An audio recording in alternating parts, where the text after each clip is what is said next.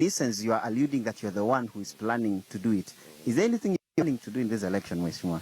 Absolutely not. If anything, somebody somewhere was actually planning to do something. Because when you see POs who have been compromised, and I complained about it last time, and POs have been compromised seriously, of course, that is somebody who had planned to do this rigging. When you see POs who had been forwarded to the party, and then the party gives out POs, the list of POs from one candidate, clearly there was a plan. And when I complain about it, I'm happy some of them were changed. And I think some of the reasons why we're seeing these problems here is because of the compromised POs. But that be as it may be, I think the die is cast. What we are waiting for now is voting to end at the end of the day. But we are asking that every person who is not in the register and he comes from the area of voting, that person needs to be allowed to vote.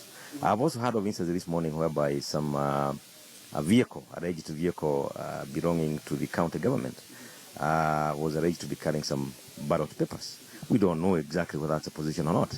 And my fear, which I had expressed earlier, is that after I win this position today, after I win this contest today, there is a big likelihood that you might start seeing papers being thrown all over, saying that being marked my name and somebody claiming that I rigged, and perhaps that's the genesis of the reason why you're having some people talking about rigging and stuff like that.